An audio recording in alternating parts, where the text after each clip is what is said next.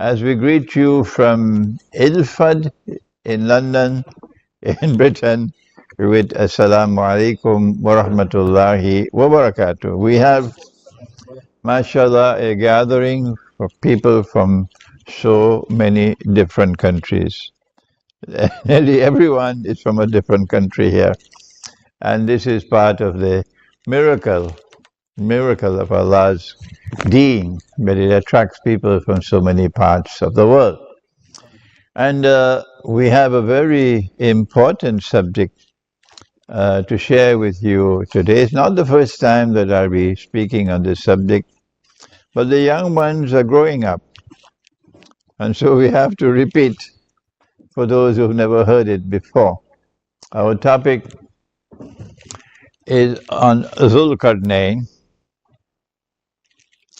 Gog and Magog, and the second Qarn of Qarnain. And if a subject is mentioned in the Quran, then proper methodology is we must build our understanding of that subject from the Quran. Why? Because Allah says of the Quran that it is absolute truth. وَإِنَّهُ لَحَقُّ الْيَقِينِ. That this is absolute truth.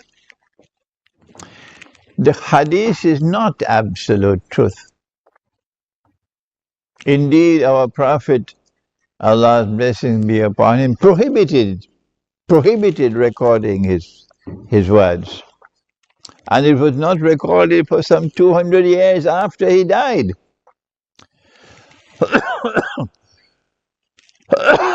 Excuse me. The Quran is also divinely protected. Evil cannot approach this Quran from any side. This Quran cannot be corrupted. It is absolutely authentic. The Hadith does not share that same status. But the Hadith is important. Because our Prophet Allah sent our Prophet to teach the Quran. And so we have to turn to him for our understanding of the Quran. Well then, how do we deal with both the Quran and the Hadith? Answer: when you have studied a subject from the Quran, using the proper methodology to study the Quran, and Allah tells us what is the proper methodology, that you don't study the Quran beginning with Surah Al-Fatiha and then Surah Al-Baqarah and then Surah Al-Imran. That's not the way to study the Quran at all. You have to study the Quran the way you study the stars. You have to get the connections between verses. And you have to see patterns in the sky like you see patterns in the book. And then when you connect the dots in the Quran, you see that which binds all the verses together on a particular subject, then you get the system of meaning of the subject from the Quran. And that's not a work for schoolboys. That's a work for scholars. And when a scholar teaches the Quran this way, then you learn from him. When a hadith is in harmony with the Quran, you can accept it. But what happens when a hadith is in conflict with the Quran? Answer: you take the Quran. You stay with the Quran. Don't allow the hadith to take precedence over the Quran. Good then. So on this subject, while we have to commence the subject with Nabi Muhammad ﷺ, we eventually go to the Quran. And the subject begins, of course, and I will be speaking slowly and clearly. And my language would be simple. And I want you to put on your thinking caps. Because if I teach the subject clearly, slowly, simply, and you still don't understand, it's not my problem, it's yours. You have done something to your mind that you're no longer capable of thinking. That's not my problem, that's yours. I advise you to go back to the Quran, recite the Quran so that your Quran can cleanse your mind. Good. So we begin now with the problem that the Quraysh had. That here was someone who was born in Mecca and who lived such an admirable life that they gave him the name Al-Amin, the trustworthy, the truthful, the trustworthy. You could depend on this man. And lo and behold, when he reached the age of 40, he then said that I am a prophet like unto Abraham and Moses, and you should not be worshipping these idols. You cannot put God in a temple. You must worship the one God, the God of Abraham. And this is false. So they decided we'll send a delegation to the city in the north, which is called Yathrib. Now it's renamed Medina. And let us ask the Jews, because the Jews have so many prophets, and the rabbis are there in Medina.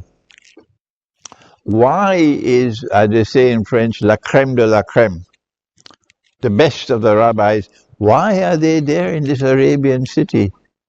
Good question, eh? Good question. So they send a delegation to the rabbis. How can we tell whether this man is indeed a prophet of the one God?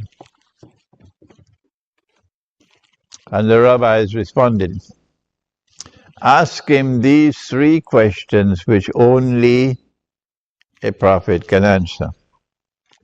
One of the questions was about a great traveler who traveled to the 2 ends of the land. The 2 ends of the land. It couldn't be the 2 ends of the earth because there's no end to the earth.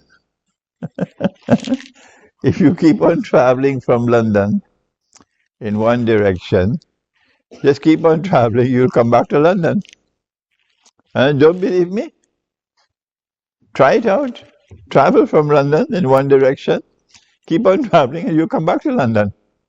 Yes? So, the 2 ends of the land, not 2 ends of the earth, because the earth doesn't have any ends.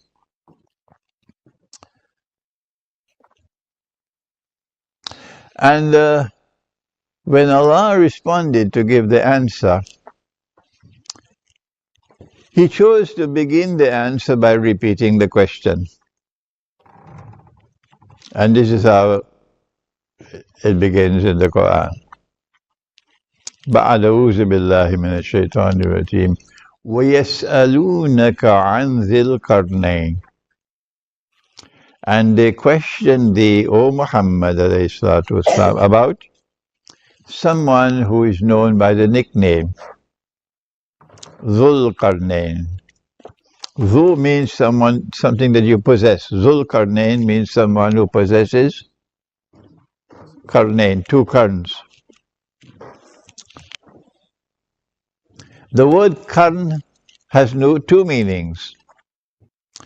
It can mean a horn, so Qarnayn will be 2 horns. Or it can mean a generation.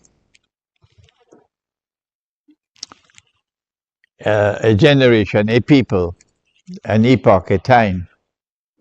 So 2 generations. Zulkarnain will be someone who either possesses 2 horns or impacts on 2 people, 2 generations. Good. And Allah then describes Zulkarnain as someone who has been blessed with power.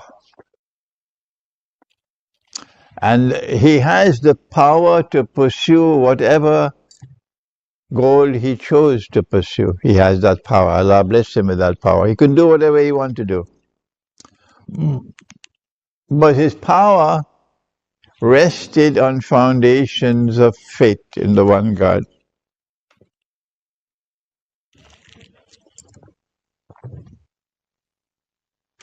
So when power rests on the foundations of faith, how will power be used?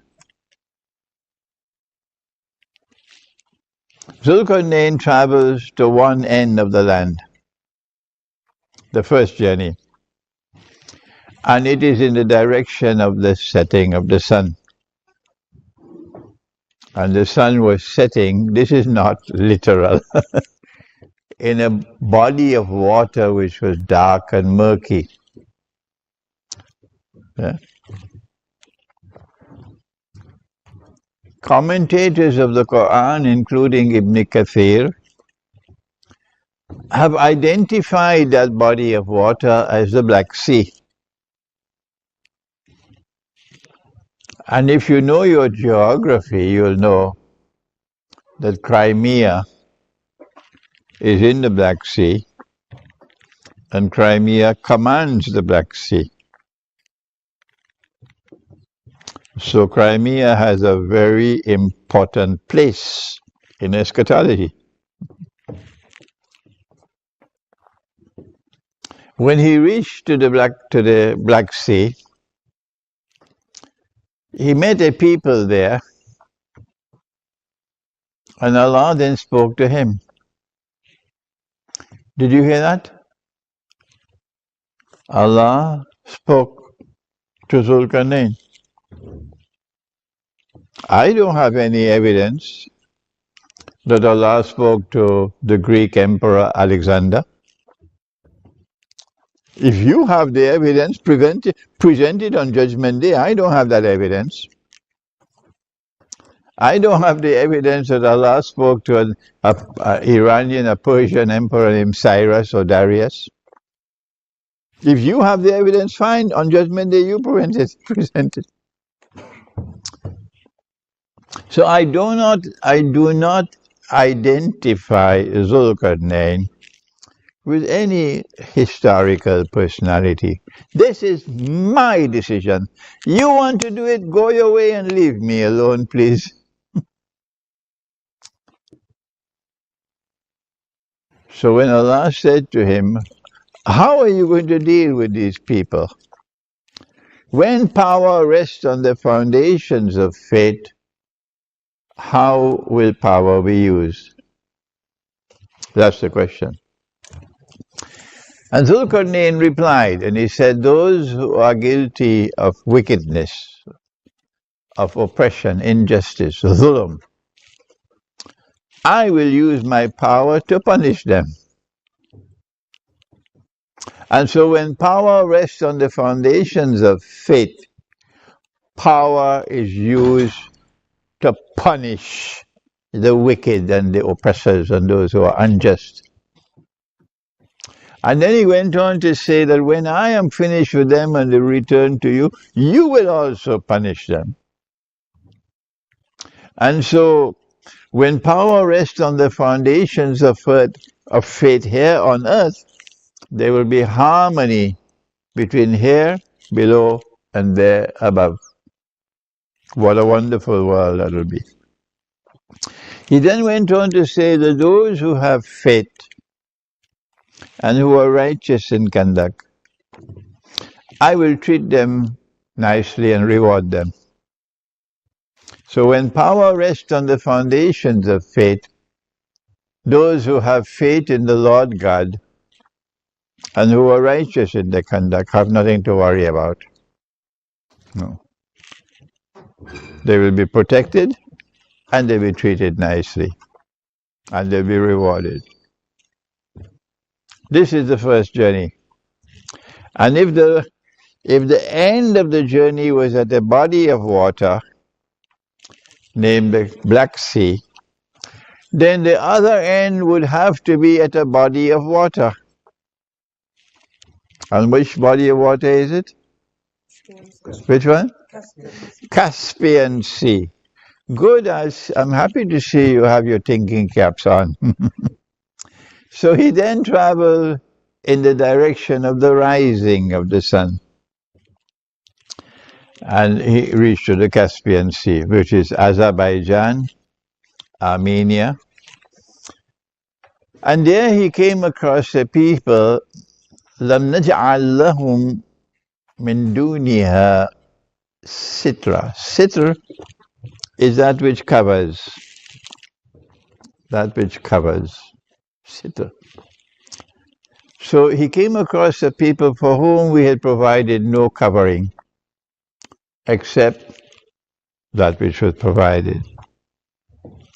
No covering except that which was provided, meaning, and now here is interpretation of the Quran, meaning a people living perhaps a primitive way of life.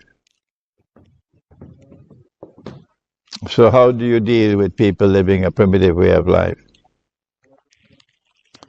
If you are in a place called America, or what is now today called Canada, and you live the primitive way of life, well, not even the Lord God can help you, because a barbaric people will come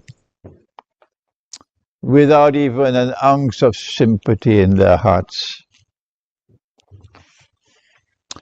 with a PhD in oppression, and will destroy you and enslave you, and yet go to church on a Sunday morning and worship their Lord. The primitive people who live such a beautiful way of life, they would not kill a bison, never, unless they wanted it for food. And when they kill that bison, they would use every single thing that could be used from that bison for benefit. Nothing is wasted. What a wonderful people they are. So long as they were living in America, you could go to any river and take some water and drink it. You can drink water from any river. But when these barbarians came, they polluted every river. They did it with chemicals, they did it with sewage, they did it with everything. And yet they call themselves a civilized people. And they have a birthright of superiority over the rest of mankind. Yes, that's what they did. And today the native people of Australia, the primitive people of Australia, they built a shack in front of the Australian Parliament.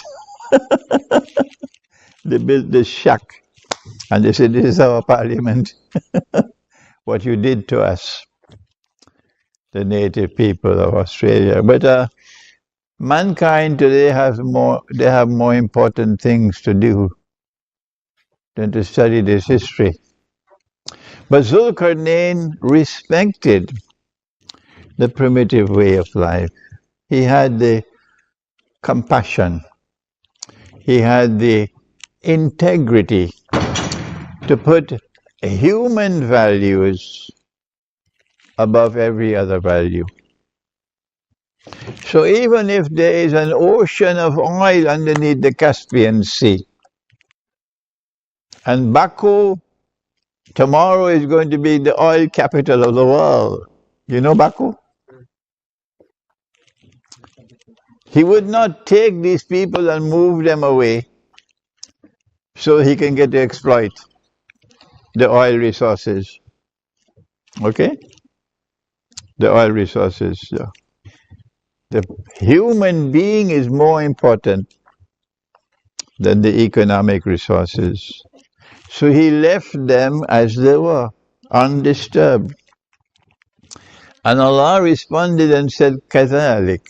كَذَلِكَ. He left them as they were. وَقَدْ أَحَطَّ بِمَا لَدَيْهِ خُبْرًا. And Allah understood why he behaved like this. So when power rests on the foundations of faith, that power recognizes human values to be supreme. And a human being is an object of respect, whether he is so-called civilized or primitive. And his rights prevail over all other rights. Then Zulkarnain traveled in the third direction. But the rabbis never asked about that. But Allah knew that they asked about the first and the second journey, but they wanted to know whether our Prophet knew about the third journey. So Allah gave them the answer. And when he traveled on the third journey, he came to a pass between a mountain range. And if this is the Black Sea and that is the Caspian Sea, what is the name of this mountain range? Huh? Caucasus.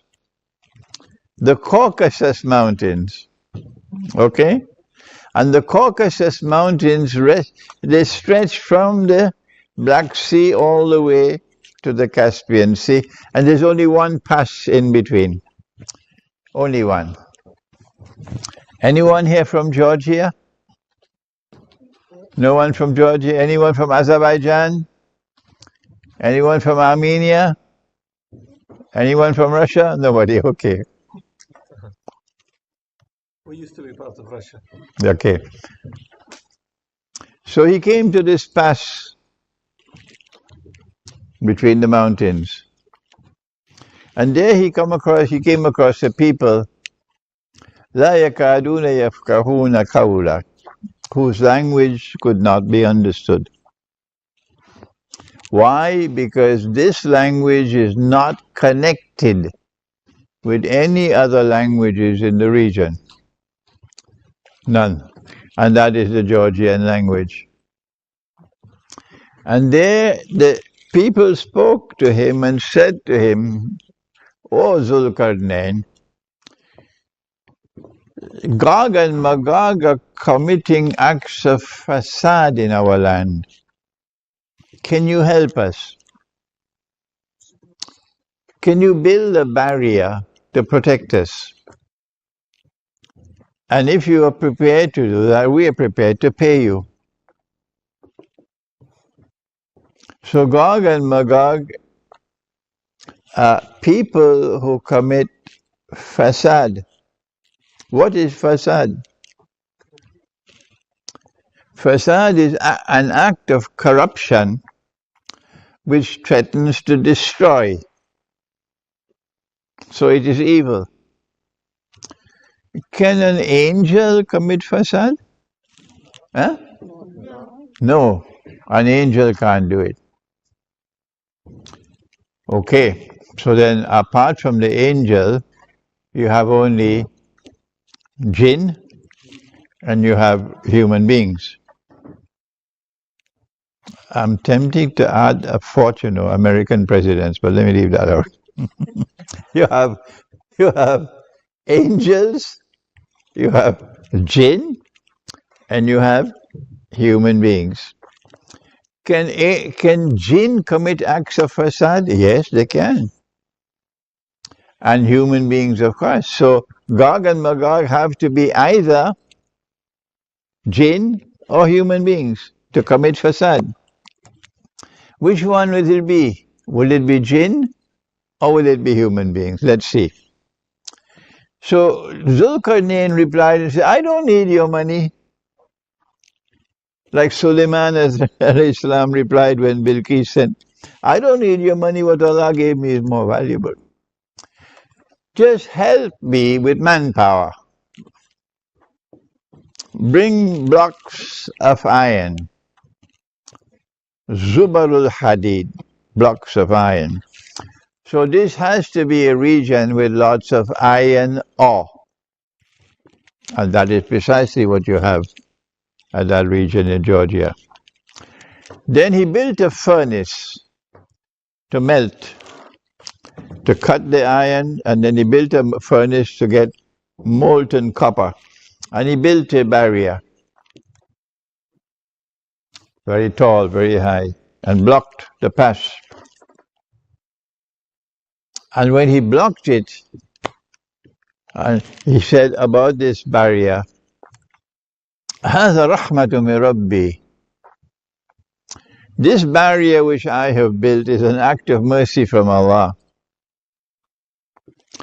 فإذا جاء وعد ربي. But when that time comes of which my Lord has warned, جعله دكا. Allah is going to bring it down.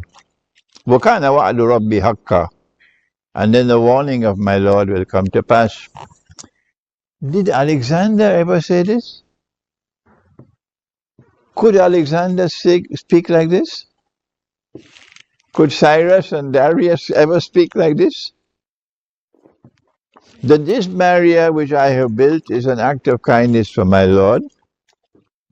But I am telling you that when that time comes of which my Lord has warned, He will bring down this barrier. And then the warning of my Lord will come to pass. Put on your thinking cap. Can Alexander or Darius or Cyrus speak like this? No. And yet so many of our scholars acting with intellectual recklessness have identified Zulqarnain with Alexander, with Cyrus, or with Darius. And when I try to teach, they will not listen to me. So what do?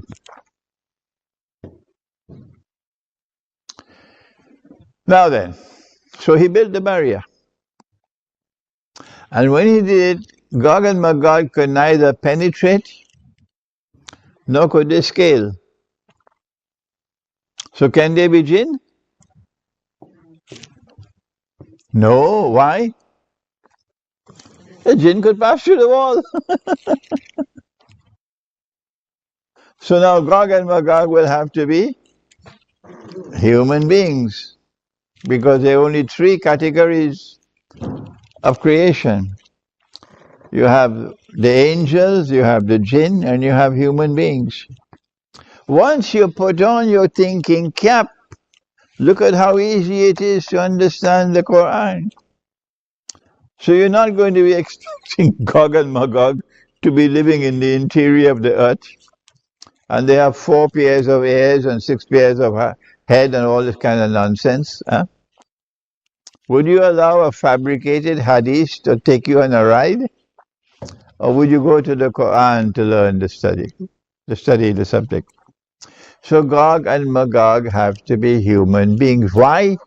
Because they commit fasad. Is there anyone who differs with me? I know there are those who differ with me, but they're too scared to say so. So they'll remain silent. And when they go back home, then they'll blast me on the internet. But this audience today, I don't think you have such people with such low character. Gog and Magog are human beings. But they're human beings who commit fasad. And Allah has reserved for fasad the greatest punishment of all. There are different gradations of punishment, but the highest level is cut off the hand and the feet from opposite sides and crucify them. That's the punishment in the Quran for fasad. And Gog and Magog commit fasad, meaning they corrupt everything they touch. And the corruption is such, it's so dangerous that it threatens to destroy. They corrupt the political system, they corrupt the economy, they corrupt the market, they corrupt the monetary system, they corrupt the educational system, they corrupt the system of time, they corrupt the relationship between men and women, they corrupt a woman's role in society and a woman's role in a marriage, they corrupt it. And the corruption of such that it threatens to destroy. So society will collapse, will disintegrate when they are released. So this is the first Qarnain,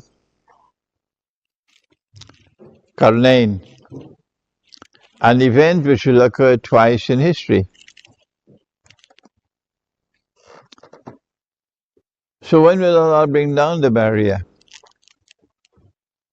And when will Gog and Magog be released into the world? The Prophet ﷺ told us it's a hadith al-Qudsi, meaning the direct speech of Allah, but not in the Quran. He said that Allah said about Gog and Magog, I have created creatures of mine so powerful that none but I can destroy them. So now we can understand when the people said to Zulkarnain, please build this barrier to save us from Gog and Magog. Zulkarnain should have said, what nonsense, I don't need to build any barrier, I'll go there and punish them. And when I'm finished with them, they wouldn't even raise their little finger again. But he didn't do that.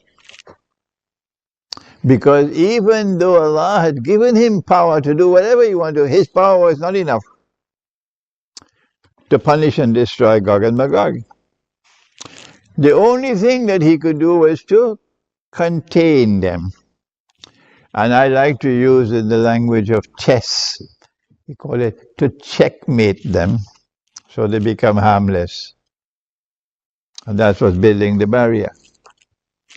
But when they are released from the world, what's going to happen? We leave Surah Al-Kahf and we go to the only other reference in the Quran, only two. The second one is Surah Al-Anbiya. And in Surah Al-Anbiya, Allah speaks about a town. And he destroyed the town. He expelled the people of the town. And then he placed a ban on them that they could never return to this town to reclaim it as their own until Gog and Magog are released and they spread out all over the world. So now, put on your thinking caps. There is an event to occur in human history, and it will occur only once. Only once. That a people who have indestructible power, but whose power is godless, it rests on foundations which are godless, and who use power to corrupt and to destroy. These people will appear on the stage of the world, and they will spread out all over the world. And when they do that, they will control power in the world. And they will then bring these people back to that town from which Allah had expelled them. This will occur only once in history.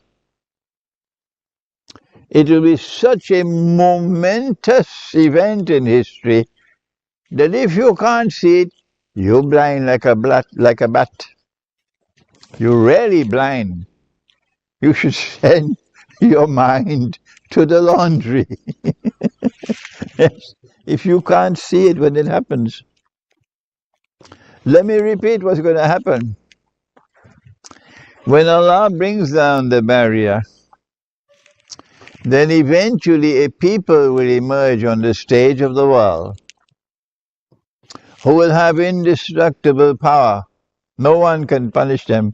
No one can destroy them. No one can fight them. And with this indestructible power, they will spread out all over the world and take control of power in the world. But they will use their power to corrupt, to commit fasad, to corrupt and destroy. And when they are spread out all over the world, they will then bring these people back to that town from which they had been expelled by Allah. Good? I wrote Jerusalem in the Quran 22 years ago. The book is at the back there. 22 years have passed since I identified the town as Jerusalem. And there's evidence to support me. Because our Prophet said, Allah's blessing be upon him, that Gog and Magog will be destroyed in Jerusalem. Allah will attack them as a biological warfare, attack them with something at the top of the spine. And they'll all fall down paralyzed, and by next morning they're all dead. Jerusalem. So I identified the town as Jerusalem. So who are those who had so much power, who used power to oppress and to corrupt, who spread out all over the world and took control of power in the world, and then brought the Jews back to Jerusalem to reclaim it as their own? Who did it? Answer: modern Western civilization. That's right. And I've been teaching this for 20-something years. And this is the truth. This is correct. Guess how many of your scholars of Islam agree with me? I can keep on teaching for another 20 years. It makes no difference. Yes.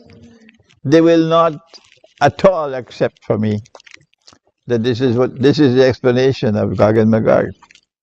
On the contrary, they say, no, Gog and Magog will only be released. The barrier will only be brought down.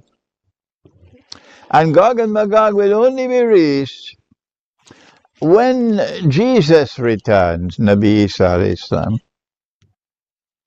and he kills Dajjal. Only then will Gog and Magog be released. Okay, if the barrier is still standing, let's go and find it.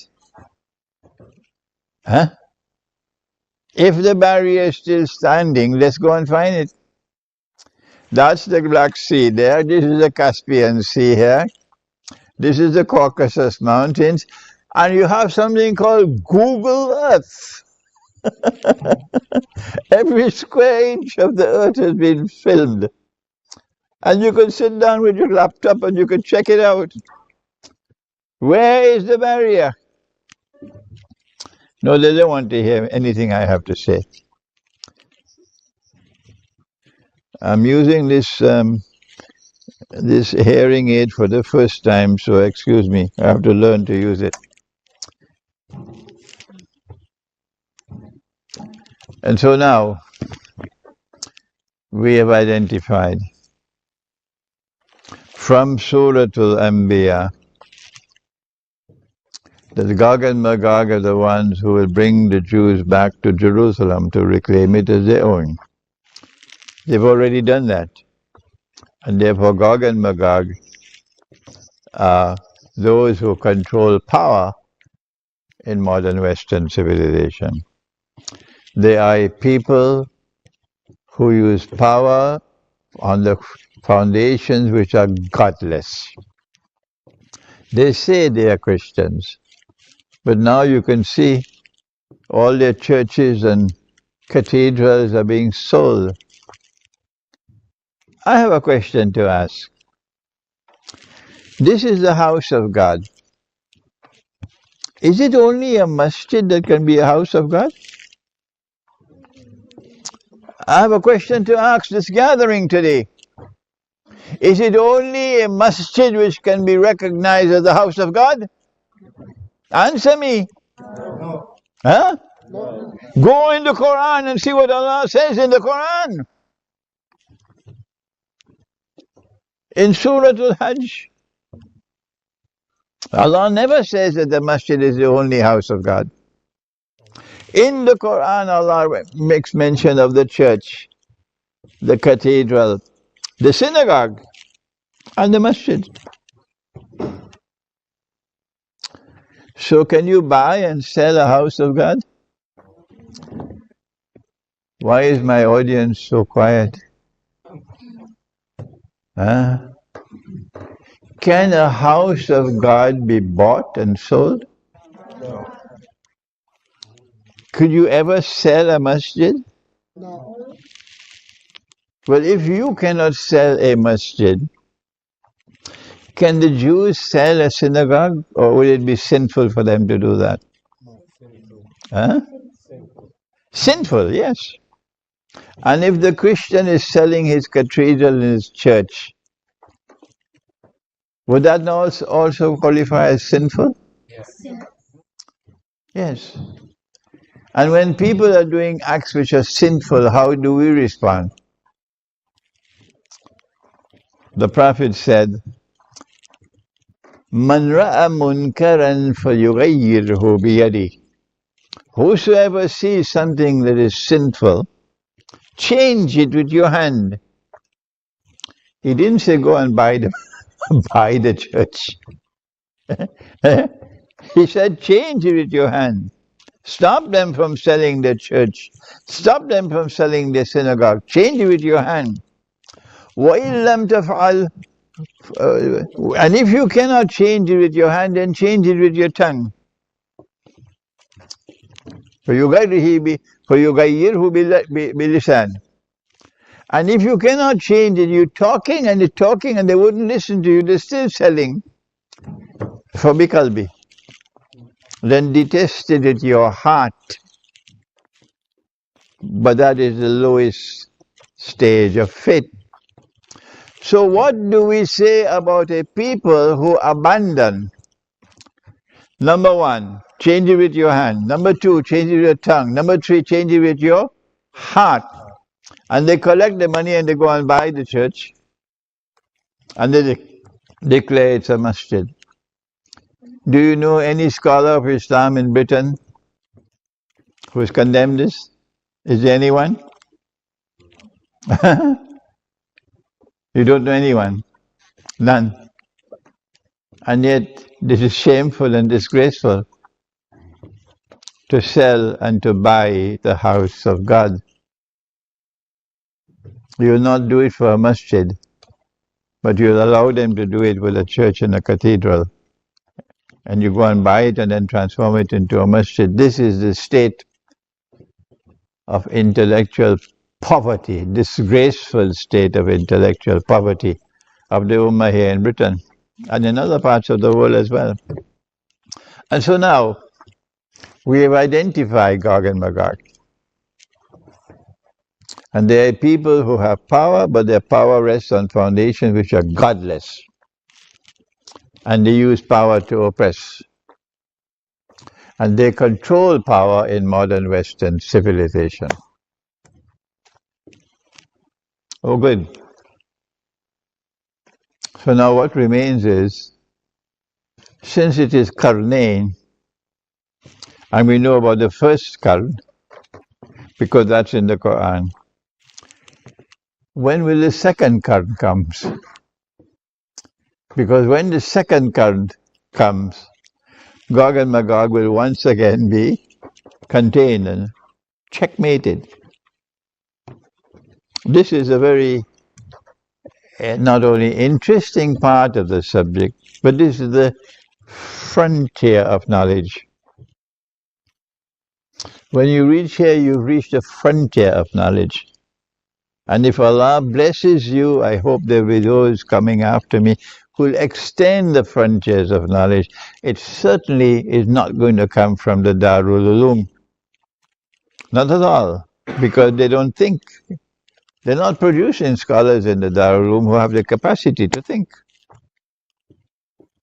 So when will the second current come? My answer is, if the first current was geographically located in the region of the Black Sea, then I will look to the region of the Black Sea for the second current. And when I see power emerging in the region of the Black Sea, and that power rests on the foundations of faith, and that power is resisting the oppressor,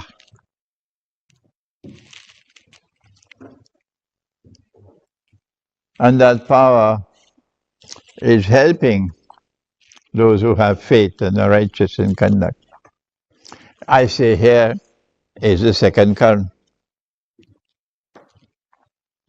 So in 2014, in fact before that, the Soviet Union was an atheist state. Religion was prohibited. And the Soviet Union oppressed the priests, the Christian priests, and also imams, the Muslim imams, for 70 years. But during those 70 years, the Soviet Union was transforming Russia from an agrarian economy to a modern industrial state, and transforming the social system from serfdom to a modern state, and building Russia as a scientifically and technologically advanced state. Indeed, the Soviet Union became a superpower, capable of challenging the West. So Allah used a zalim to fulfill His purpose. وَمَكَرُوا وَمَكَرَ اللَّهُ وَاللَّهُ خَيْرُ الْمَاكِرِينَ. You have to put on your thinking cap to be able to understand this. As soon as the Soviet Union collapsed and folded its tent and disappeared into the darkness of the night, guess what happened? Russia began to return to her Orthodox Christian heart, the spiritual heart. That process of return has not as yet been completed. I know that. For example, the Russians still don't know that riba is haram. They don't know that. They don't know as yet that it is the bogus monetary system we have today is haram, and that you should be using dinar and dirham as money. But they're moving in the right direction.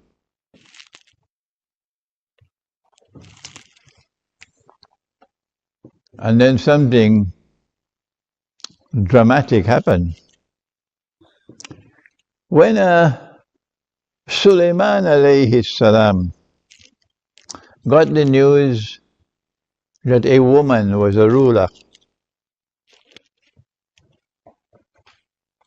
and that she and her people were worshipping the sun, did Allah create women to rule?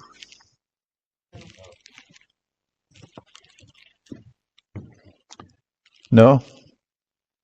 Simple, in the Quran it says, الرِّجَالُ قَوَّامُونَ عَلَى النِّسَاءِ, that men have a responsibility to maintain and to guard and protect women. Allah sent so many prophets. Did He ever send a woman as a prophet? Huh? Why is the status of a mother 3 times higher than a father? Because the duty she has to perform to fulfill her functions is so strategically important that if she ever becomes a part-time mother, puts her career before her family, the world will be filled with criminals and drug addicts and children engaged in sexual promiscuity. You'll have a collapsing society when the mother fails to be a mother. So Suleiman was so angry at this news. He sent a message, come to me in submission. They decided to send some gifts. He refused it. He said, I'm coming. Then he asked his court, who can bring me a throne? The throne was a very precious throne, beautiful throne. Why did he ask for the throne? Before she should come to me, I want to bring the throne. Why did he ask for that? What relevance is there? How is it connected with this? A woman ruling over a people and worshipping the sun. Good question. An ifrit from amongst the jinn, remember the jinn have to work for Suleiman. He said, I can bring that throne before you rise from your court. It is 2,000 kilometers from Jerusalem to Yemen. How is he going to bring this throne over that distance in so short a period of time? And then someone who had the knowledge of the Kitab, he said, I can bring that throne for you before you can wink your eyes.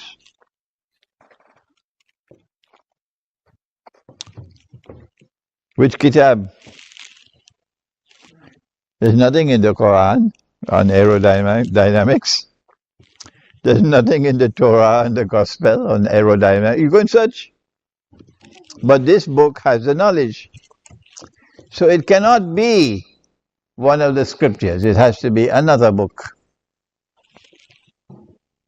I call it a book of aerodynamics.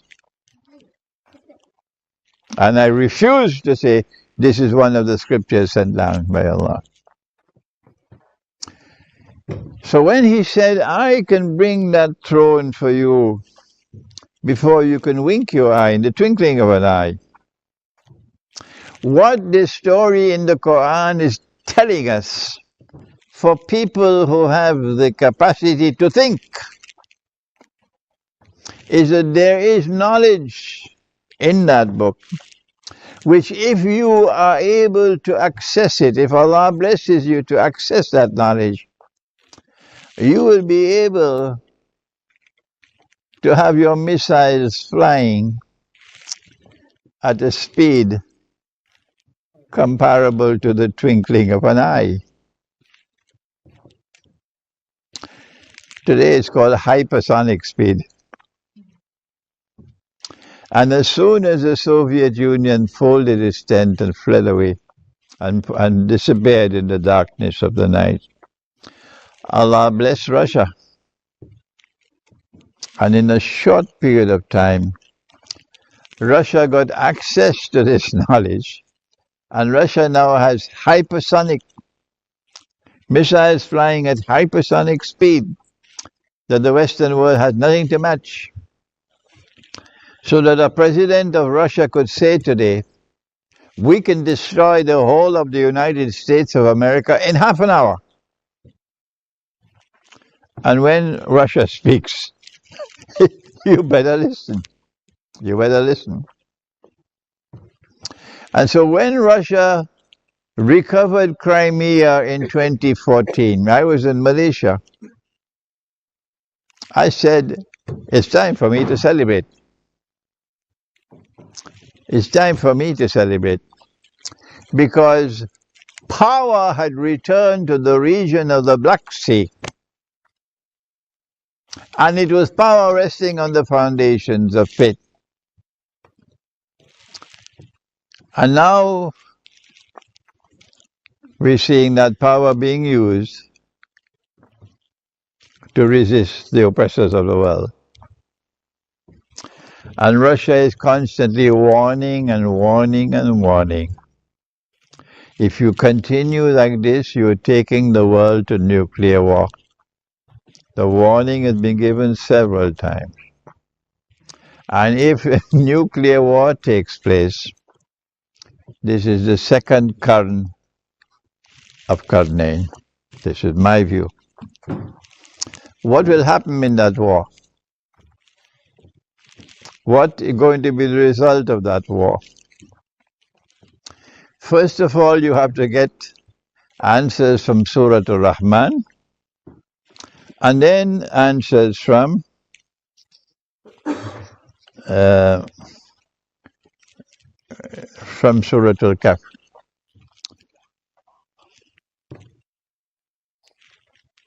In Surah Al-Rahman, it is strange that Allah should repeat one ayah 31 times. فَبِأَيِّ آلَاءِ رَبِّكُمَا تُكَذِّبَانِ. Is this by accident? Can anything happen in the Quran by accident? Why has Allah repeated one ayah, one verse, 31 times?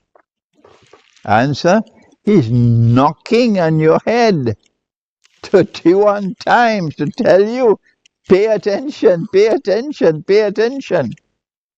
There's something in this surah of absolute importance. Pay attention 31 times. The punchline in this surah comes after the introductory verses of what Allah has done for us. When He says, بعد أعوذ بالله من الشيطان الرجيم سنفرغ لكم أيها الثقلان. I'm going to deal with both of you who are both laden with sin.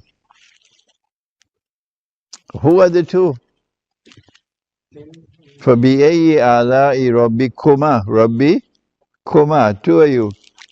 تُكَذِّبَانِ, who are godless people. You reject the truth which has come from Allah. And I'm going to deal with you. Who are these people? Human beings who are in alliance with the jinn.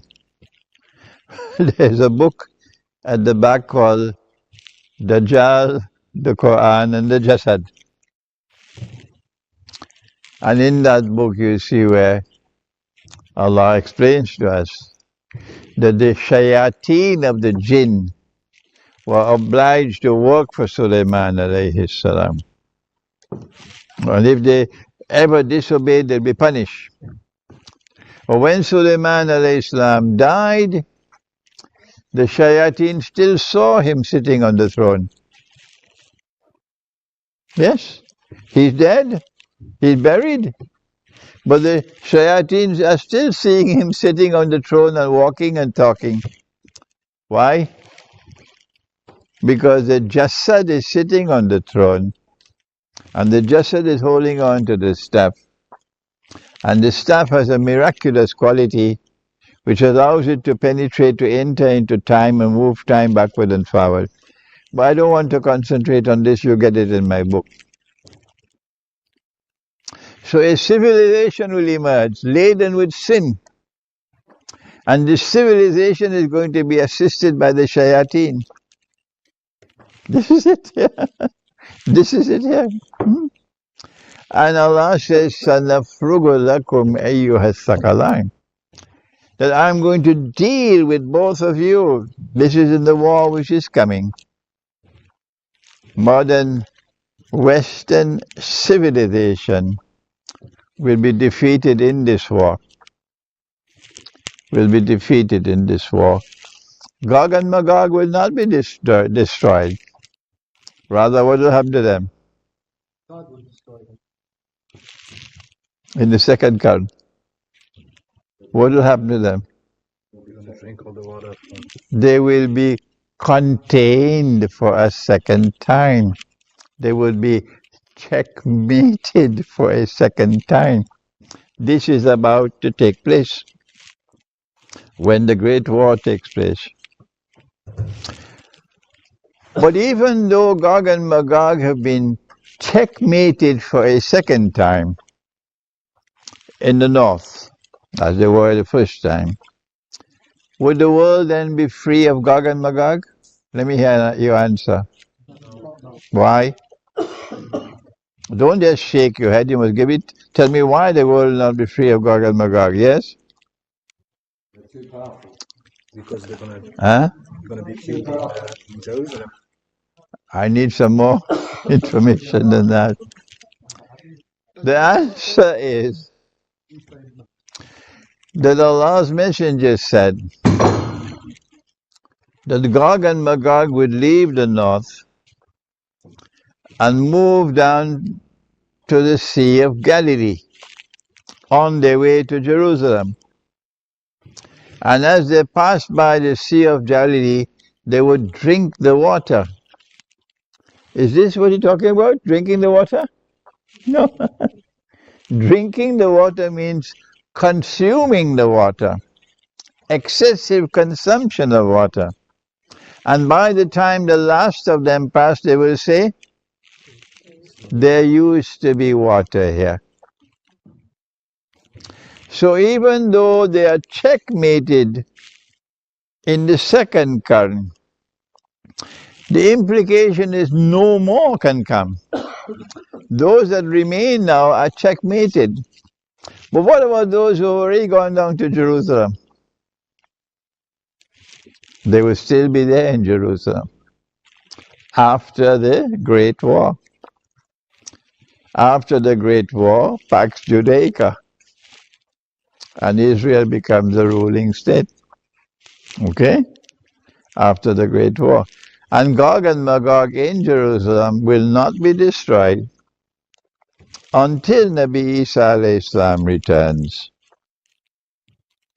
And when he returns, Nabi Isa alayhi salam will kill Dajjal.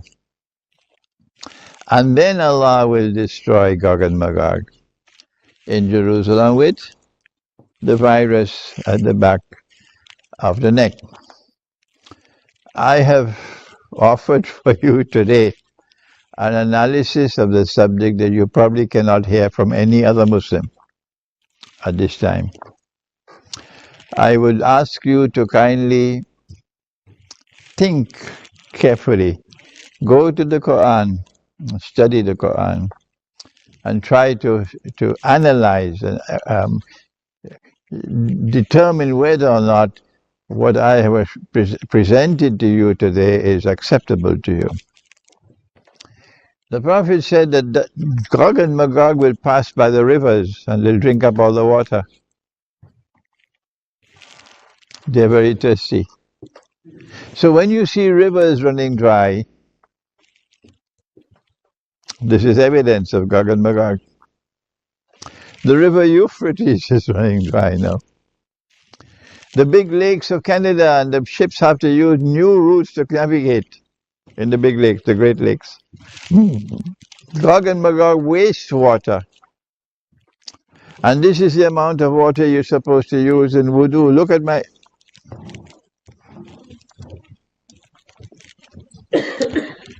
This is the amount of water to be used in wudu. The amount of water that can go here. Good? How many people use this much of water today? They open the tap and the tap is flowing. And at the time they finish their wudu, they've used about 30, 40, 50, 100 times the amount of water you're supposed to use for wudu. Okay? Gog and Magog pollute water. In Medina, in Mecca, they will go early in the morning before the light comes to do their numbers. They would dig a hole, they'll bury it. and they take some water to clean themselves, including our Prophet and his wives. So this was a very sensible way of disposing of human waste because it fertilized the land. But today we have said, no, that is a barbaric way. We have a better way. We take all the sewage and we pump it into the sea, and we pump it into the coastal waters, and we pump it into the rivers, and you call that progress. Here's an example of Gog and Magog, the link with water. One more and we'll finish. The Prophet said, alayhi salatu wasalam, and the hadith is located in Sahih Bukhari, لَتُحَجَّنَّ الْبَيْتِ, you will continue to perform the Hajj, and you will continue to perform the Umrah, بَعْدَ خروج يأجوج ومأجوج, even after Gog and Magog have been released. The Hajj and the Umrah will continue. But then he said, لا تقوم الساعة حتى لا يحج. The last hour will not come until the Hajj has been abandoned. No more Hajj. When will that happen? Most likely in the Great War. Because after the Great War, Israel wants to take over from the United States as the next ruling state. Can Israel take the chance of all the Muslims gathering in Mecca for the Hajj while Israel wants to become the ruling state? No. This will be too great a danger for Israel. So the Hajj will have to be abandoned, and as Israel already have their peoples ruling over Saudi Arabia. So the Hajj will probably be abandoned after the Great War. And that's just around the corner. And the Prophet said that if the Great War takes place and Hajj is abandoned, then that is the proof. Gog and Magog have been released a long time ago. Did you understand this? No? The people will continue to perform the Hajj and the Umrah even after Gog and Magog have been released. But the last hour will not come until the Hajj has been abandoned. So if the Hajj is abandoned, no more Hajj, then the implication is that Gog and Magog have been released long ago. Have you understood it now? Still haven't understood it?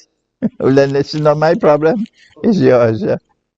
So we're going to stop now, and you can put your questions in writing, and inshallah we'll try to answer you.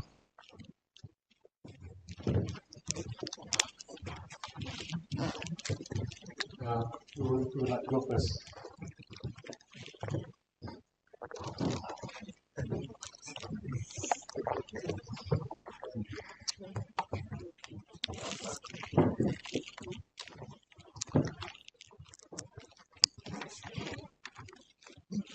Yeah, Sheikh, just to get this going. So the first question is, in this time of darkness and chaos, what could you suggest for us to protect ourselves, especially single revert Muslim sisters? The most important thing by far to do for protection at this time is to recite the Quran every day and to complete the Khatam the Quran every month. That is number one, and that is by far the most important. Number two, I'm tired of advising you to leave this country. Even if your parents and your grandparents and your great-grandparents were British. I'm tired of telling you to leave this country, because this country is going to be destroyed. There's no question about it. In the Great War. If you went to the remote countryside, you still won't survive. You won't survive. If a ship is sinking, and you cannot prevent the ship from sinking, and when the ship sinks, it will take all on board, will perish. And if you are on board and your parents and your family, what do you do? What do you do? Oh, but Sheikh, my wife and my children tell me, you can go, Papa, we're not leaving. You can go back to Algeria, you can go back to Morocco, you can go back to Bangladesh, Papa. We are not going. Yeah? The woman are enchanted by this land.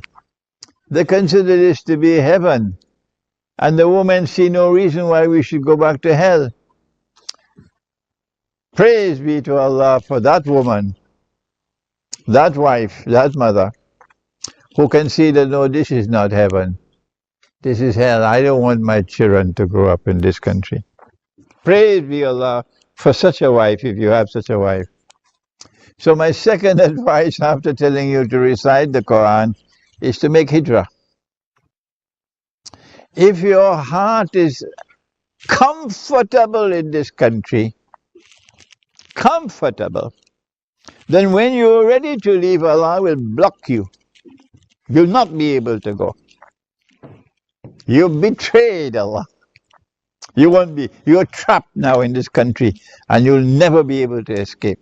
But if your heart is in the right place and your heart is restless, I am not comfortable here. I don't want my children to grow up here. I prefer to go back home and eat dal and roti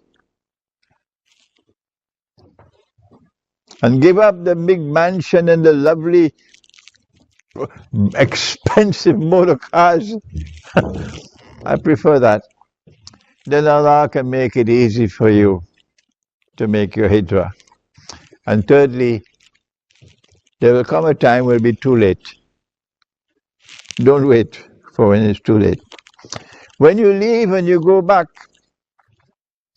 to the land where your parents were, or to any other part of the world of Islam, do not live in the cities, because the cities are filled with Gog and Magog. Pakistan, don't go to Karachi. Karachi is filled with Gog and Magog. Don't go to Lahore, most of all, don't go to Islamabad. But rather, the Prophet said, flee to the mountainsides and places where rain falls, and take with you some sheep and goats. So to buy land, instead of buying a new car here, buy land over there and open a farm. Because he said sheep and goats. And buy the land where there is water. And go to the mountainsides, go to places where rain falls. And this is the best way to survive. Yes. Okay. I'm going to stick to questions that are relevant to the topic today. Gog and Magog, are they facilitators for Dajjal's mission? Yes, Gog and Magog are working for Dajjal. That's right. Next. Are the humans, Gog and Magog, mentioned in the Quran the same Gog and Magog who's in corruption today? If yes, how is it that they have remained alive for such a long time? None of them dies, said the Prophet, without leaving 1,000 more behind. So Gog and Magog have this capacity to transform people and make them carbon copies of themselves. So the world is constantly experiencing more and more Gog and Magog here.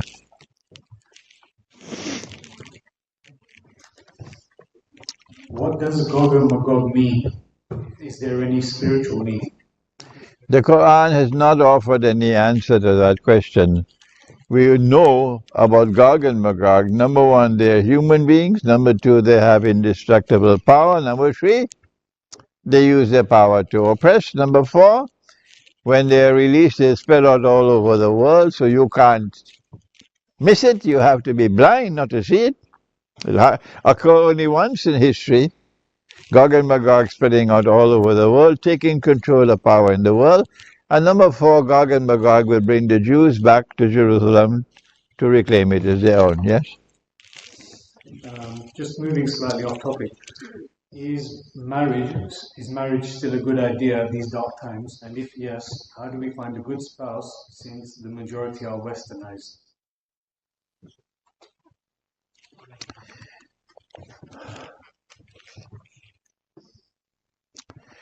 There are other scholars who have devoted enormous amount of time and effort on the subject of marital relations.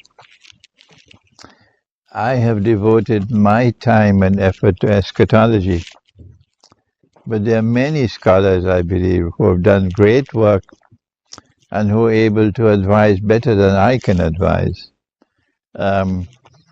The Prophet said, Allah's blessings be upon him, he said, خيركم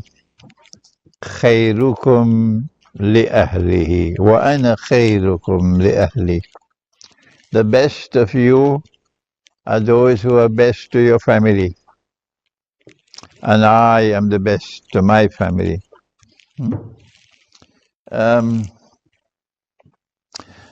In Surah An-Nisa, Allah advised you about wives who are rebellious. Dajjal's feminist revolution is transforming women and making them rebellious, unwilling to be obedient to their husbands. And Allah says in the Quran about such women, when you have a wife like that, this is the process. Either you warn them, and if the warning does not solve the problem, put them to sleep separately. And if that does not solve the problem, then the Prophet said, use something like a miswak and strike them. This is not an act of brutality.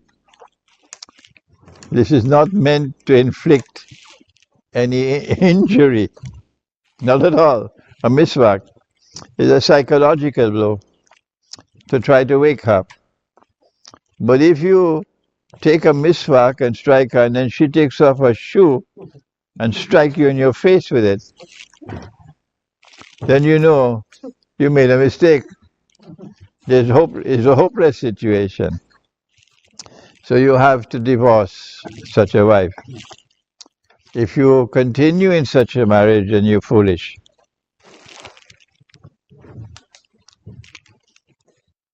Okay. In Surah Rum starts by referring to the Byzantines' Rum. They are defeated and then a victory. Do you think that a Rum will suffer another minor strategic or even a technical defeat before they destroy their enemies, i.e. NATO? The Quran does not tell us that Rum will be defeated twice. The Quran tells us that Rum will be victorious twice.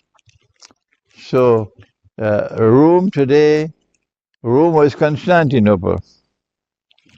I think we have this lecture coming up.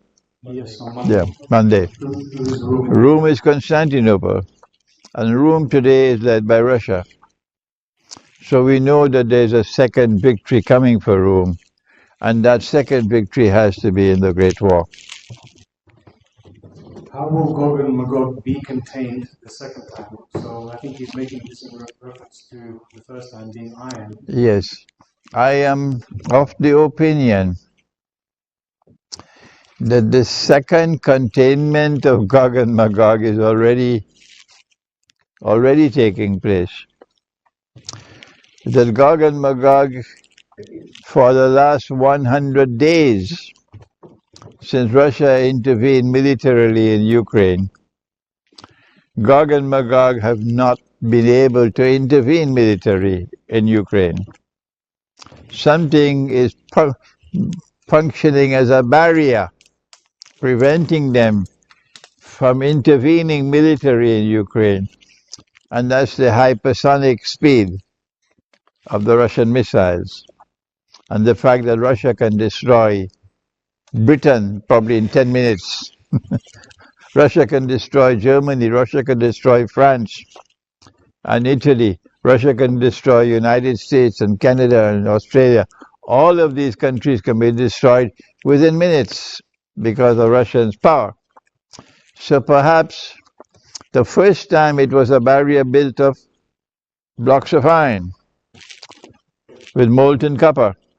And the second time it is the hypersonic speed of the Russian missiles. If Gog and Magog have taken most parts of the world, how is it safe to migrate back to places like Pakistan and Bangladesh? The evidence that Gog and Magog is in the place is in their footprints. When you see a people living in the remote countryside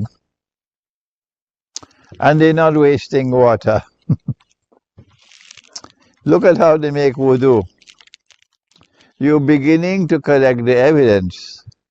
It's a good place to live. Look at the way the women dress. Allah cursed the modern West. Kunu kiradatan khasiin. You're going to live like apes. So monkey town. Oh, in Pakistan they taught me Bandarabad. And the monkey is naked. But that's not despicable. That's his way of life. But when you see a people incrementally taking off their clothes and showing a preference for public nakedness, that's the way to get out. Okay? So when you make your hijrah, look to see how the women dress. And that's the place to live, where the women are not taking off their clothes. Gog and Magog, Allah cursed them to live like monkeys. Monkeys have their bedroom life in public, but that is not despicable for them. But when you find a civilization showing a preference for sexual relations in public, you know, these are people cursed by the Lord God. So go and take a look where the places where you want to make hijrah and see whether this decadence of public sexual relations is creeping in. And if it's not, that's a safe place to live.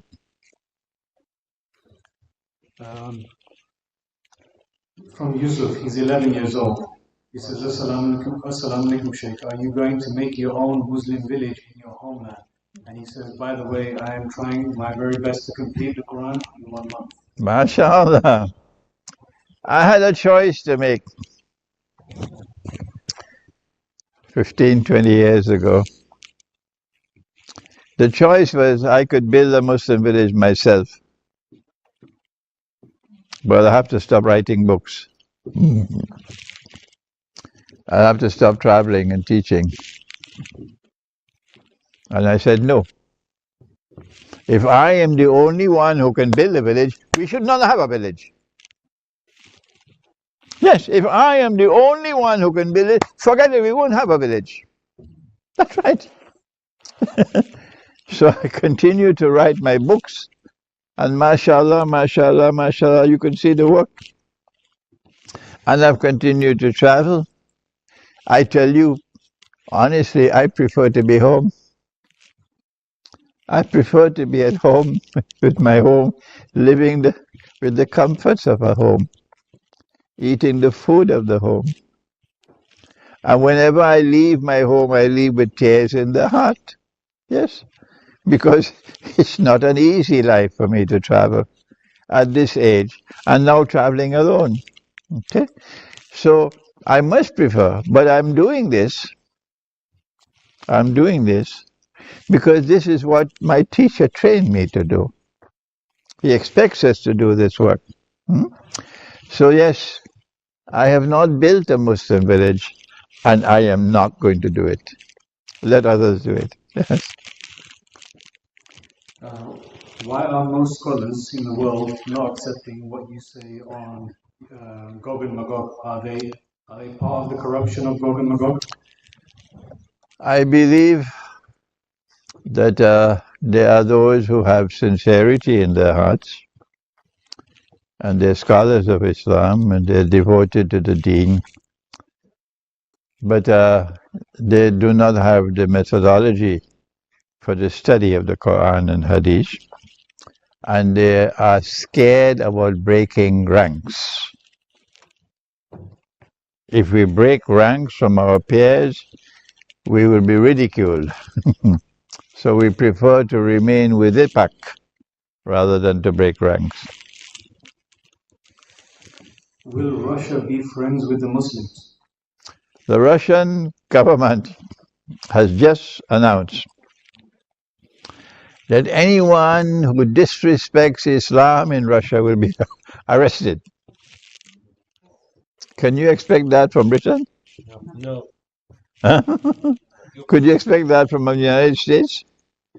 Anyone who shows disrespect for Islam in Russia will be arrested. That is my answer to you. Go ahead.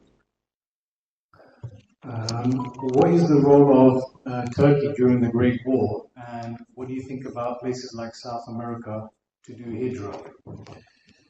South America is a good country, good place. Many Muslims are in South America. Many of them are Syrians, many of them are Palestinians, Lebanese, and they're in Venezuela, they're in Brazil, they're in Argentina, large numbers. It's a good place, yeah. And the other part was, what will Turkey's role be during the Great War? I don't think that Turkey will ever leave NATO. And those who are hoping that Turkey will leave NATO, you're living in fantasy land. If Turkey remains a member of NATO, then when the Great War takes place, Turkey will be at war with Russia. If Turkey is at war with Russia, Turkey will be destroyed. Next. If wife wants to go for hijrah, but husband doesn't, what then should the wife do?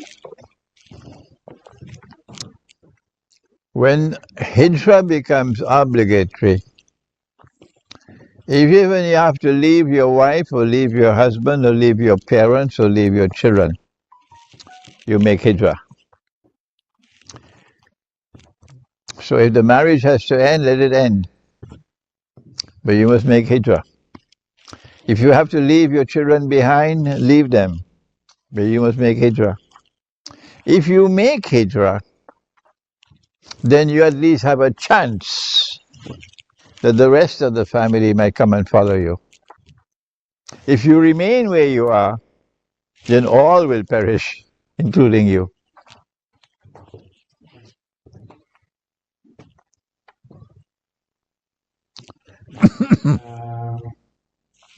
So, Anwar Riza from Sri Lanka, he says, Surah Kahf, verse 18, is this indicating end time? Is this indicating that in the end time we can have a dog for protection? The dog is more faithful to his master than we are to Allah. The dog will weep and weep for years for his master, waiting for the master to come, while we have forgotten Allah. The dog should not be kept inside the home. No, for purposes of hygiene. You don't kiss a dog and let the saliva of the dog come upon you. Not at all. But other than that, to have a dog for protection, that is Suratul Kahf. That is Suratul Kahf. To have a dog for protection. Yeah. If Dajjal has one eye, are Jews going to accept him as Masih?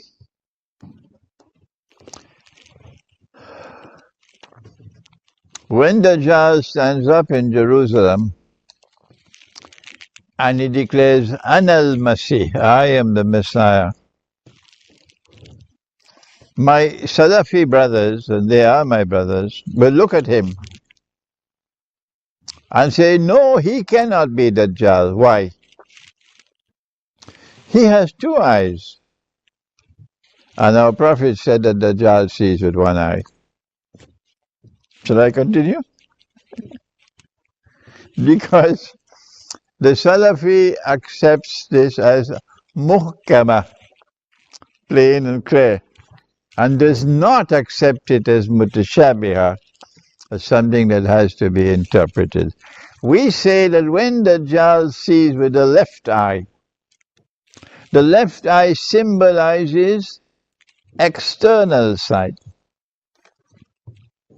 scientific and technological knowledge and so on. And when Dajjal is blind in the right eye, it symbolizes internal blindness. And all those who follow Dajjal will also be like that, internally blind. But while there are some Salafis who listen to me and accept, the majority don't. They don't do that, yeah. Okay, one more? One more. Two short ones if you can. How long will Dajjal rule and how will we identify Isa alayhi salam? Nabi Isa alayhi salam will be identified by the Imam, not by you, Imam al-Mahdi. How long will Dajjal rule the world? Dajjal was first a shadow. Suratul Mursalat. And when the shadow has ended, then Dajjal will appear in human form, and this is after the conquest of Constantinople. We don't have a time frame. We only have a sequence of events. Yeah. Okay, and that's it for today. All right, so you can get the books and bring them for me, and I can then autograph them for you, inshallah.